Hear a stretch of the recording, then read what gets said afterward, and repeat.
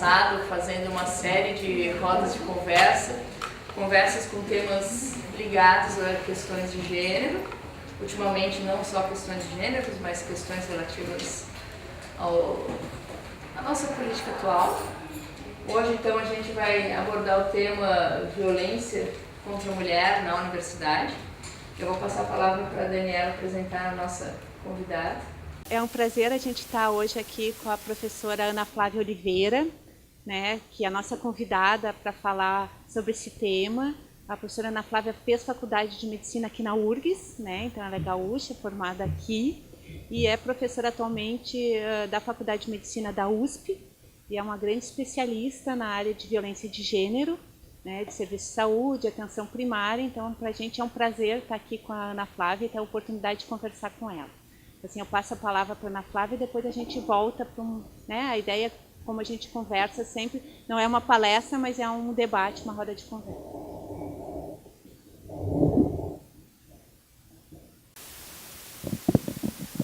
Então, boa noite a todos. Eu queria dizer da minha alegria de estar aqui, porque eu fiz escola de aplicação, depois eu fiz URGS, né, eu fiz Grupo Escolar Rio Branco, escola de aplicação, URGS, fiz todo o meu ensino público e fui para a USP fazer residência, mestrado, doutorado. Então, para mim é sempre um prazer voltar para cá, porque é meio voltar para casa, né? E também queria dizer do meu prazer de ser convidada por um grupo chamado Musas, e que trata de um tema tão caro, né, para mim, que são as mulheres na saúde.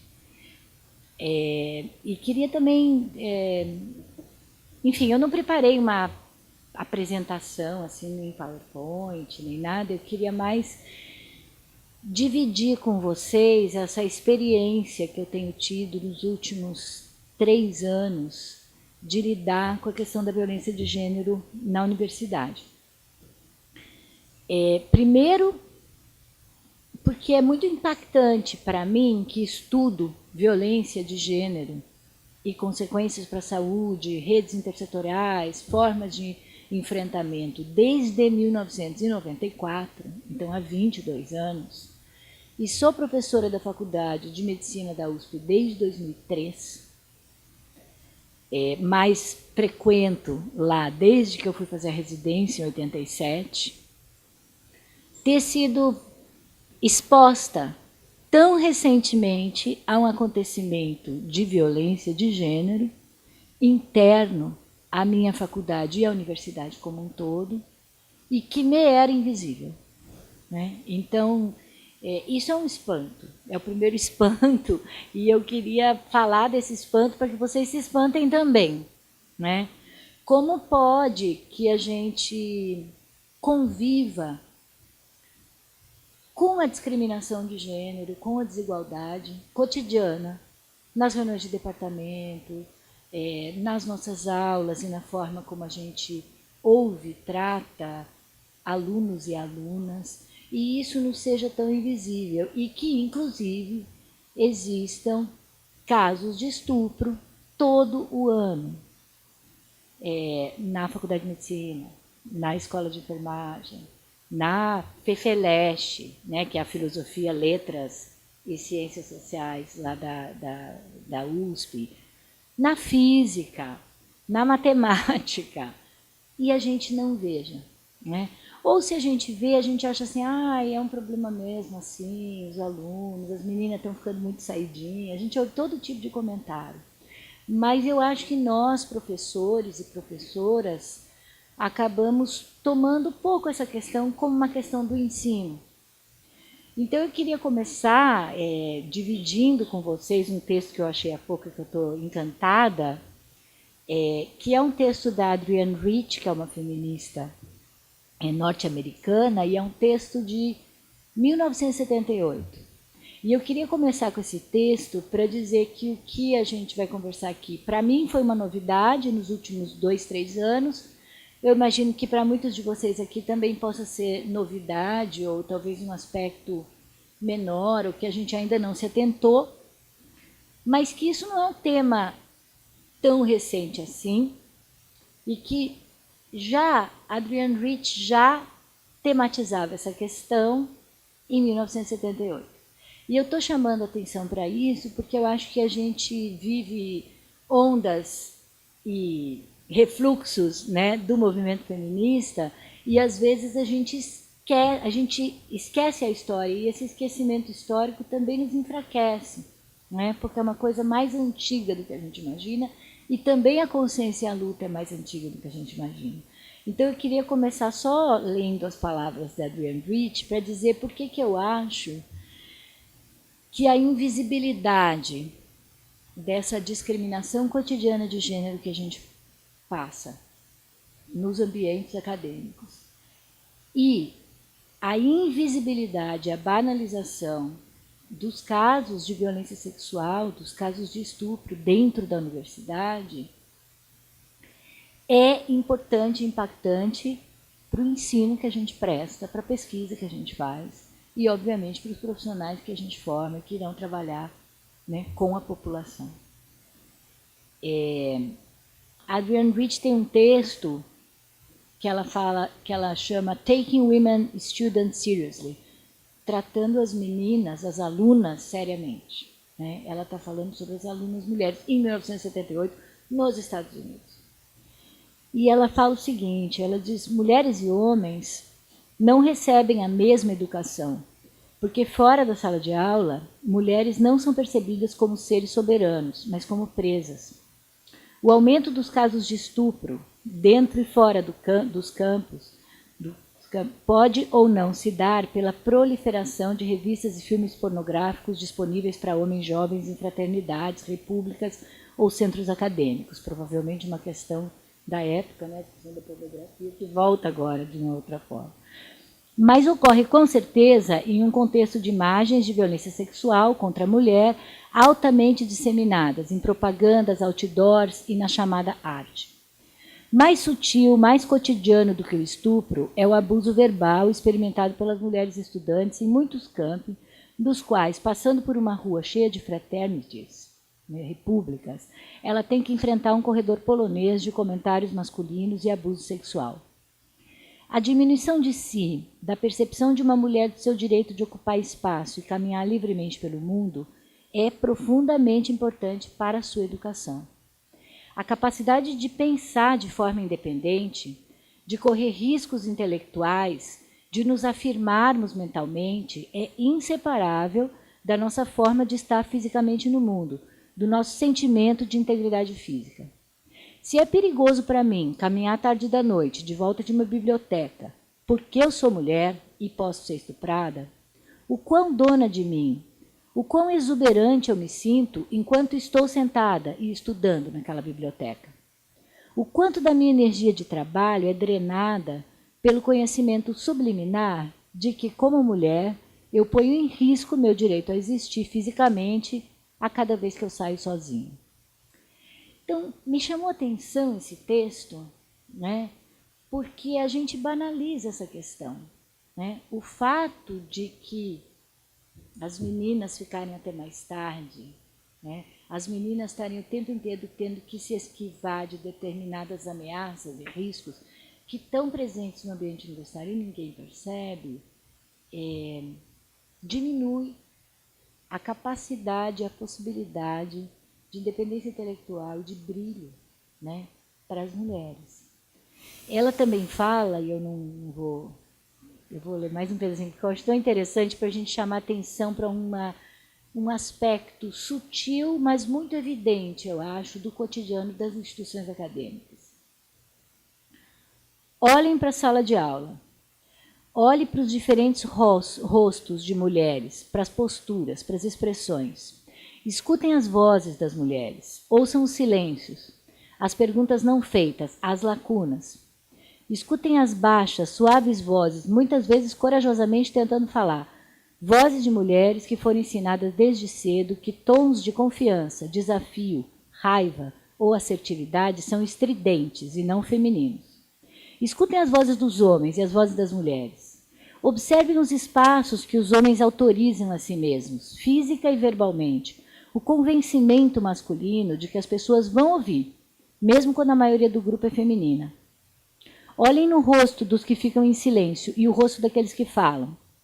Escutem uma mulher buscando uma linguagem na qual expressar o que está na sua mente, sentindo que os termos do discurso acadêmico não são sua linguagem, tratando de encaixar o seu pensamento nas dimensões de um discurso que não foi feito para ela, pois não é cabível que uma mulher fale em público. Ou lendo seu paper na velocidade da luz, jogando suas palavras fora, depreciando seu próprio trabalho por um pré-julgamento reflexo. Eu não mereço tomar tempo e espaço. Ela escreveu isso em 78. Muitas coisas mudaram de 78 para cá, mas outras não mudaram tanto, né?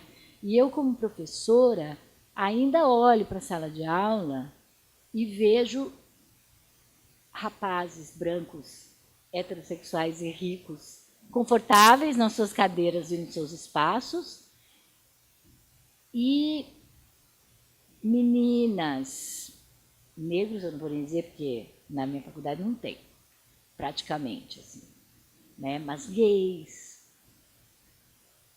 se colocando de uma forma, a pessoa que entra por cota, né? Como se ali não fosse o seu lugar, né? Como se tivesse que pedir desculpa para falar.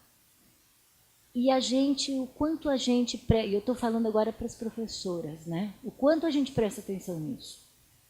E, claro, eu vim aqui falar da violência na universidade, mas eu estou começando por um aspecto mais sutil de gênero, que eu acho que permeia a dificuldade de denúncia dos casos. E aí eu queria, bem rapidinho, porque eu não quero estender muito, e é uma história longa, contar para vocês o que aconteceu na história, nos últimos anos, na Faculdade de Medicina da USP, e na USP como um todo. Porque começou na faculdade, mas explodiu na USP como um todo. Como eu falo para vocês, todo ano tinha um boato de estupro. Tinha um boato que uma menina tinha sido pega numa festa, ou porque bebeu, ou mais de um pegaram, ou alguma coisa estranha tinha acontecido, mas a menina não queria falar, quem falava era a amiga da amiga, a mãe da amiga contava, era amiga da obstetra pela qual a menina, que é a Faculdade de Medicina, né? A obstetra que a menina passou, era uma fofoca, assim. E de vez em quando entrava uma na minha sala e falava. E eu estou contando isso para vocês porque eu fui na audiência pública da ALESP, que é a Assembleia Legislativa de São Paulo, quando houve uma audiência pública sobre as violências, e eles me perguntaram, e a senhora trabalhava com violência e não sabia? Né? Ninguém acredita que eu não sabia. Mas eu sabia desse jeito que eu estou falando para vocês. De vez em quando vinha uma lá e falava alguma coisa, que é amiga, mas não era nada que eu conseguisse pegar, e era geralmente nas festas. Mas houve pelo menos 2 casos que foram muito emblemáticos e que foram denunciados. Um em 2011, de uma menina que foi estuprada numa festa por mais de uma pessoa, né? Na festa da Atlética, do clube, os estudantes têm um clube enorme, fazem festas imensas para arrecadar verba, né? E nessa festa eles... depois a gente vai ficar sabendo de tudo, então. Essas festas têm um espaço para sexo, aberto, grupal, e tem prostitutas, e tem os tais dos cafofos. Fala. A Atlética é uma concessão da prefeitura à universidade, e eu não sei exatamente o termo jurídico, mas ele é disponibilizado para os alunos, e é um clube. Tem uma piscina, tem diversos esportes, e eles têm as competições esportivas dentro do estado, com as diversas faculdades de medicina. Então tem judô, tem algumas modalidades esportivas são mais violentas. Nós também ficamos sabendo disso, né, com o tempo e com a exposição. Então, o primeiro caso foi essa menina. Ela demorou para perceber, como todas as meninas, né? Então, ela apagou. Quando ela acordou, ela estava sem calcinha, ela não sabia bem o que tinha acontecido, os colegas levaram para o hospital. E todo o movimento da universidade, e é disso que eu quero falar, não necessariamente do caso em si, foi de abafa e oculta. né? Então, esse movimento da instituição é um movimento que a gente tem que prestar muita atenção e perceber, né? Porque é um movimento de autoproteção e de proteção da sua imagem, mas é uma proteção absurda, né? Porque é uma proteção de um crime que está acontecendo dentro da universidade, que é cometido por alunos, mas também, vamos ser francos, por professores, por orientadores da pós-graduação, né? Por funcionários. Nesse caso especificamente, ela ficou jogada lá porque provavelmente ela teve uma bebida adulterada, que é uma coisa que acontece bastante também nas festas, então ela ficou inconsciente, e uma pessoa que não era aluno entrou e teve relação com ela, estuprou porque ela estava desacordada, né? Então esse caso foi o que a gente ficou sabendo primeiro, depois a gente ficou sabendo que um aluno antes tinha feito isso mesmo. E esse rapaz, que era um técnico que estava trabalhando na festa, achou que ela era uma prostituta, porque havia prostitutas, estavam naquele lugar, ele encontrou aquela menina e transou com ela. Essa menina acordou no hospital, os colegas levaram ao nosso hospital, que é do lado, é dentro do campus. No hospital não foi feito o registro e ela foi aconselhada fortemente a não denunciar, não saber o que tinha acontecido, veja bem, vai sujar o nome da Atlético, vai sujar o nome das festas, vai sujar o nome da faculdade, a faculdade vai fazer 100 anos. Abafou-se esse caso. Mas esse mesmo agressor também foi acusado de estuprar a menina da enfermagem. Botando coisa na bebida, a menina ficou meio desacordada, o que se coloca na bebida é dormamídio. É uma medicação controlada e quem está na medicina tem facilidade de acesso. Até linkar esses dois casos demorou um pouquinho entre as próprias meninas. E na enfermagem, que é predominantemente feminina, o movimento foi o mesmo. Abafa, não acredita, quem mandou a menina beber, veja bem, não é bem assim, ela está exagerando. Essa menina da enfermagem largou o curso. Aí teve o segundo caso da faculdade, que foi uma outra moça que durante a festa saiu com 2 rapazes para pegar cerveja no carro, uma festa dentro do centro acadêmico, e os meninos botaram ela para dentro, porque ela tinha ficado com um, aí os 2 queriam ficar com ela naquele dia, e ela, quem sabe, ficava com mais de um menino ao mesmo tempo, mas aquele dia ela não queria ficar com aqueles 2, e aqueles 2 jogaram ela para dentro do carro e resolveram que ia estuprar. Uma amiga estava passando, viu, parou, ela voltou para a festa com os rapazes, o que vai contra ela depois, né, na história. E continuou na festa, ela e os rapazes. Só que ela denunciou. Ela denunciou, abriu-se uma sindicância, ela é uma menina super forte. Ela denunciou, abriu-se super linda, abriu-se uma sindicância, e a sindicância, o resultado da sindicância foi dado numa congregação da Faculdade de Medicina em 2014, e o resultado da sindicância é que todo mundo tinha bebido, não tinha acontecido nada, e o problema era do álcool, e tinha que controlar o álcool na universidade. Só que, nesse momento, em 2014, já havia organização dos alunos, e aí eu queria dizer que a organização das alunas foi fundamental para tudo o que aconteceu e está acontecendo na USP agora, que eu acredito que é um movimento que vai enfrentar, pelo menos, o problema da violência de gênero e sexual na universidade. As meninas estavam na congregação e a menina que foi agredida, quando soube do resultado, levantou no meio da congregação da Faculdade de Medicina e falou: eu não aceito. Isso não é verdade, minha palavra não está sendo ouvida, eu fui estuprada e eu quero responsabilização dos agressores. Aí criou um certo mal-estar, né? As outras meninas também, de um grupo, porque na medicina eles se organizaram em coletivos, eles chamam.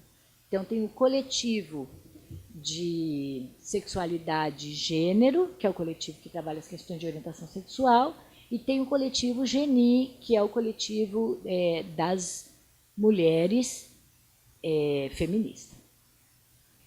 E as meninas do GENI estavam lá dando suporte para essa moça, e aí criou-se um certo constrangimento, e se houve por bem criar uma comissão que ia estudar os casos de violência na universidade. Foi criada a comissão com o professor Saldiva, o professor Milton. Eu era da comissão, a Lília, era o professor Saldiva e o professor Milton sintomaticamente coordenando, e um monte de professora. Eu, a Lília, até não tinha nenhum homem, o resto era tudo professora. E nós criamos 8 comissões. Então, tinha uma de violência sexual, tinha uma de racial, tinha uma de assédio moral, tinha intolerância religiosa, tinha a questão do álcool e das drogas, eu não me lembro mais, mas eram tudo que é forma, tinha as questões das migrações, né, dos alunos também de Angola e tal, em Moçambique, que está tendo muita discriminação dentro do hospital. E as comissões começaram a trabalhar de uma forma muito aberta, então tinham alunos, funcionários e professores. Quem quisesse participar estava participando, os coletivos organizaram bastante os alunos para participar, várias professoras participaram e nós fizemos relatórios. Então, eu, como estava de violência sexual, eu ouvi uns 10 casos de violência sexual que tinha acontecido contra aluna lá dentro. E ouvi também na Faculdade de Medicina. Assim, as meninas mandam depoimento sem o nome. Aí elas começam a se dar conta. Quando eu estava na festa do karaoke, que eu estava ficando com aquele menino, mas eu não queria ficar com ele, e ele ficou me forçando, e eu não queria transar ali, porque estava no sofá, sabe? E estava todo mundo vendo. E aí ele ficou arrancando minha roupa. Aquilo que era uma coisa do cotidiano foi virando uma coisa, mas aquilo era violência, não podia ter feito isso, né? Ou quando eu estava desacordada e eu bebi, eu acordei. Ou aí começou a aparecer menino que transa com menina e tira foto, e aí põe no WhatsApp e linka com o Face. E aí fica rodando dentro do hospital. Né, dentro dos WhatsApps, que a moça, como um troféu, o corpo da moça como um troféu para, claro, o homem que, né, comedor. Inclusive sexo consensual, né, que depois, então, é exposto na rede. Então, começou a aparecer muitas coisas, piadinhas dos professores, isso tudo no grupo, porque nós tínhamos esse grupo de violência sexual e nós começamos a conversar. Eu, a professora Ivete Boulos, que trabalha com violência sexual lá, e as alunas. E algumas funcionárias. As funcionárias começaram a contar das passadas de mão na bunda, né, a palavra, dos professores. Funcionários começaram a contar um médico do HC, que ela entrou para se consultar e o cara trancou a porta e tirou a blusa dela, pôs a mão no seio dela. Coisas que, assim, eu realmente não imaginava. Né? É como se você abrisse uma porta e começa a vir, porque a gente imagina que a violência sexual é alguma coisa que acontece nas periferias, nas comunidades, né? Às 3 horas da manhã, nas ruas escuras, com um usuário de crack que vai te pegar. Você não imagina que é o seu colega, né? Que é o namorado da sua melhor amiga, que é o menino que você conhece desde pequena, e que daí você bebeu demais e que foi lá e te pegou.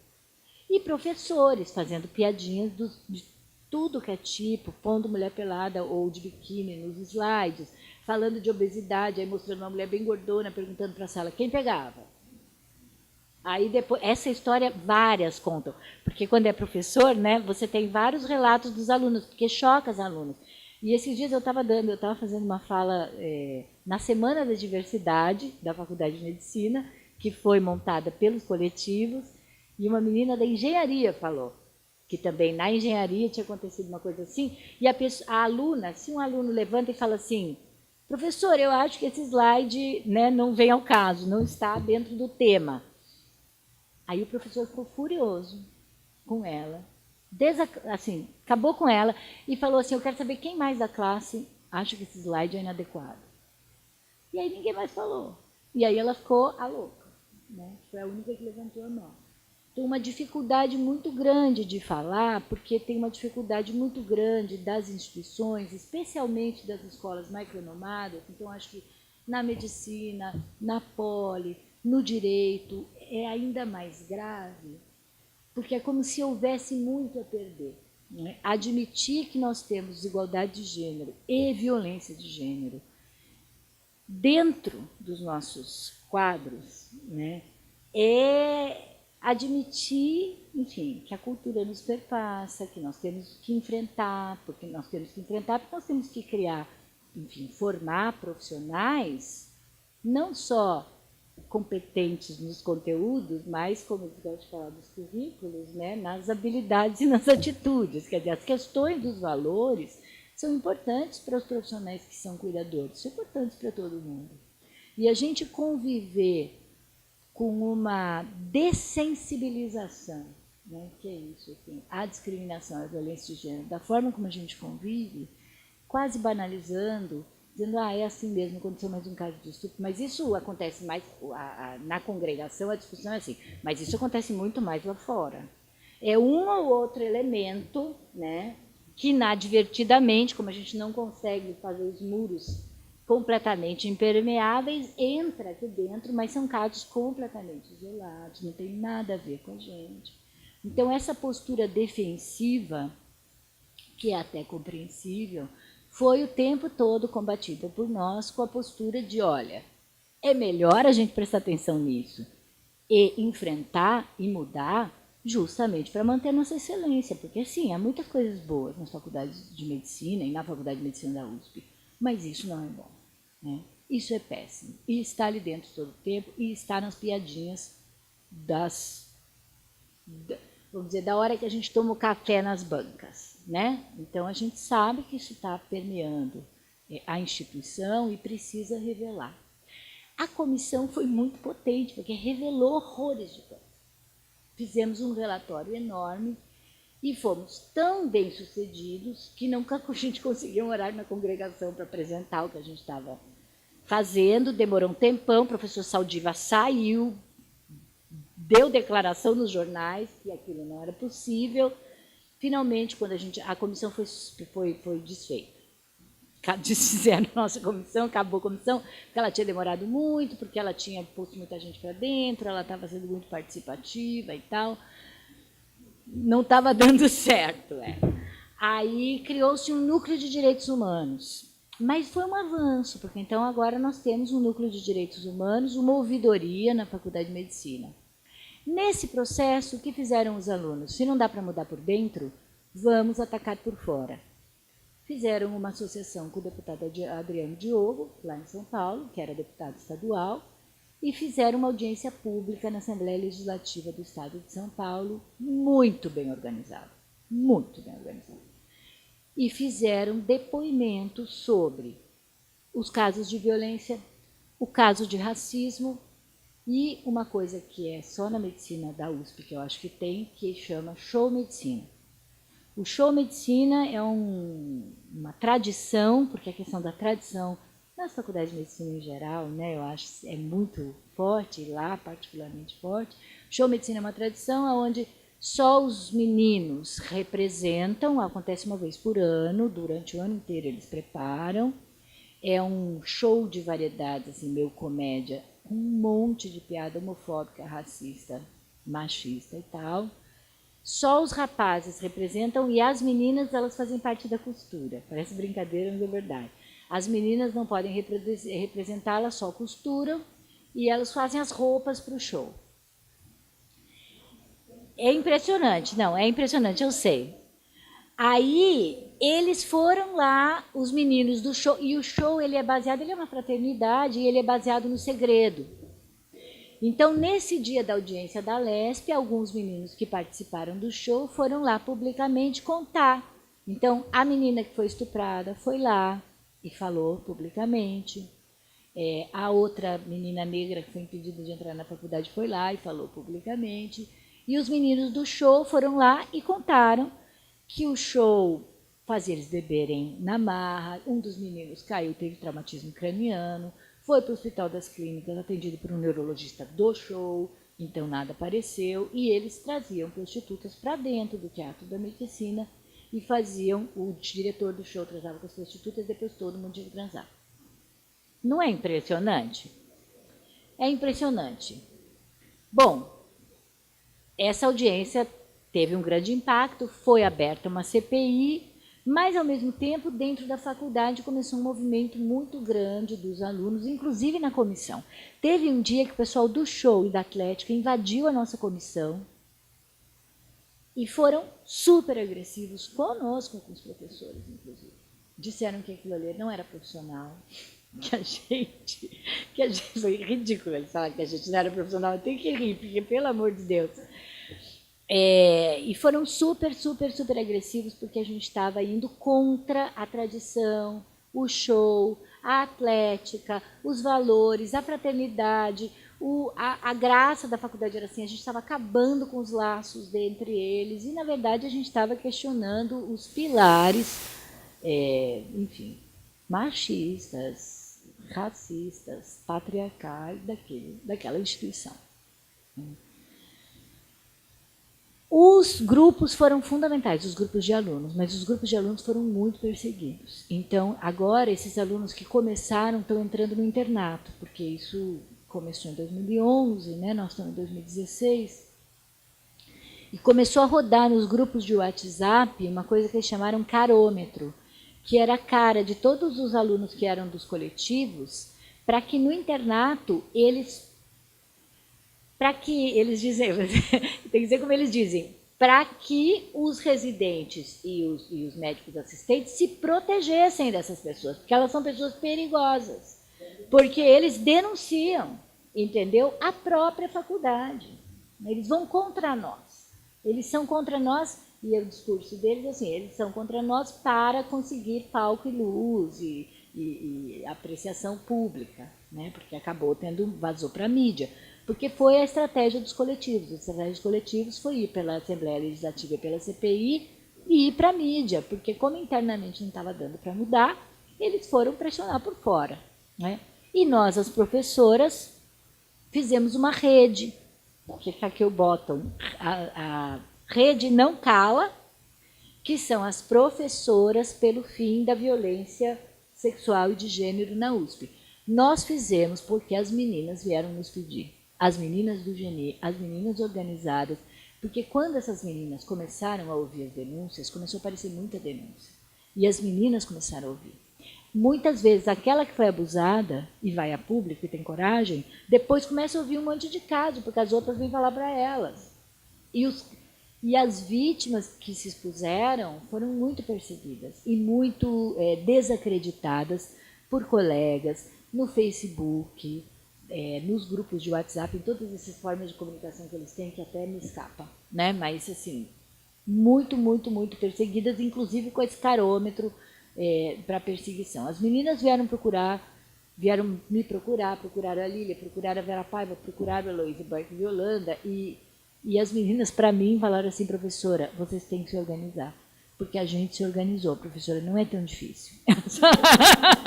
A gente conseguiu. E depois, assim, vocês também conseguem, e depois a gente vai sair, e vocês vão ficar. E esse argumento, para mim, me calou fundo, porque a gente vive dizendo isso para eles, né? Ah, vocês falam isso, mas vocês vão sair, nós vamos ficar. Então, a gente que sabe, que a gente já está aqui há tanto tempo, vocês passam, o lugar de vocês é diferente. Quando elas usaram isso, para mim, foi muito impactante, eu estava me sentindo muito mal. Aí a Vera Paiva conversou com a Lília, conversou comigo, falando, Flávia, vamos fazer alguma coisa.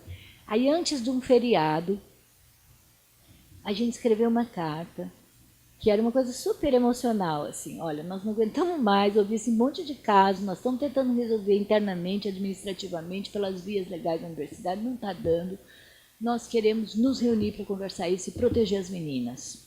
Mandamos para as nossas amigas, em toda a faculdade, pedimos para mandar para outros. Em 5 dias, nós juntamos 90 professoras, lá no Teatro da Medicina, da faculdade, da USP inteira. E aí nós começamos o que a gente chama rede, que começou em abril de 2015. Né? Nós criamos a rede como rede de professoras e pesquisadoras da USP. Isso foi uma enorme polêmica. Se as pós-graduandas podiam, por que as funcionárias não podiam, por que não pode homem? Mas a gente começou de propósito, só com professora e pesquisadora, porque a gente queria ter um impacto político e a força, o poder das professoras. A gente não quis, diluir, né? A gente usou uma hierarquia da própria universidade a favor de uma luta, né? Então, nós fizemos de propósito, aí a gente fez o seguinte, uma grande rede de professoras, que nós temos umas 200 no e-mail, a gente tem reuniões mensais que mudam de unidade dentro da USP, e dentro de cada unidade a gente tem redinhas que aí sim, juntam professoras, funcionárias e alunas. Então a ideia é cada unidade ter sua rede mista, e aí também pode vir os homens se for o caso. Os homens são nossos apoiadores. Quando nós lançamos o manifesto da rede, nós demos para os homens apoiarem. A gente ainda não abriu eles para entrarem, para participar da rede. Eu acho que muito também pelo simbolismo, né? Pela força das professoras falando que sim, tem violência de gênero, que nós vamos proteger as alunas. E na experiência da rede, a gente começou a se reconhecer nos nossos problemas de gênero no cotidiano da instituição. Então foi muito interessante as nossas reuniões, nas nossas reuniões, a troca que a gente teve, tanto sobre as nossas experiências quando nós éramos alunas, que nos dá a sensação que era muito diferente, porque eu acho que o nosso sarrafo era muito baixo, né? Ou muito alto, a gente não se dava conta da violência que a gente sofria, porque a gente fica pensando assim, a gente sofria, tinha menos quando a gente era aluna ou a gente não se dava conta, né? Quanto discutir as violências que a gente sofre dentro da casa, então eu ouvi professora, doutora, super bam na sua área, reclamando que o marido reclama que ela não cozinha direito, até as discussões internas da universidade, né? As nossas dificuldades de ser ouvida em reunião, de ser chefe de departamento, de ser professora titular, o quanto as mulheres são barradas ainda na hierarquia e na estrutura da própria universidade. Então, eu acho que a rede é uma experiência muito interessante, porque é uma luta muito legítima e genuína, porque nós estamos batalhando por uma coisa que é nossa, né? Que é nossa experiência cotidiana, na nossa própria vida e na vida das alunas. Tenho conversado bastante com os alunos também, tem sido uma experiência muito interessante, porque aí os alunos vêm me falar, porque eu fiquei pública, né?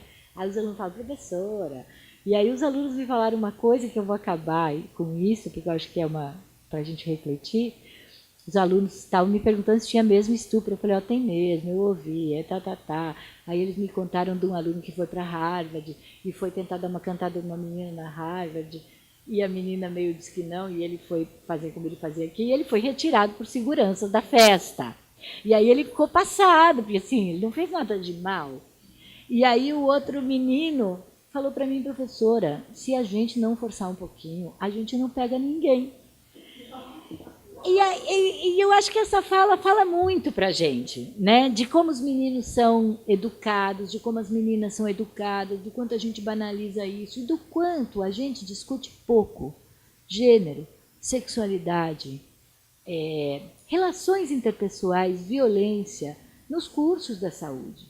E isso é um aspecto importantíssimo da vida, tem uma relação com a saúde fundamental, e a gente, mal e mal, né, reconhece que existe sexualidade nos alunos e nas alunas, né, ainda mais.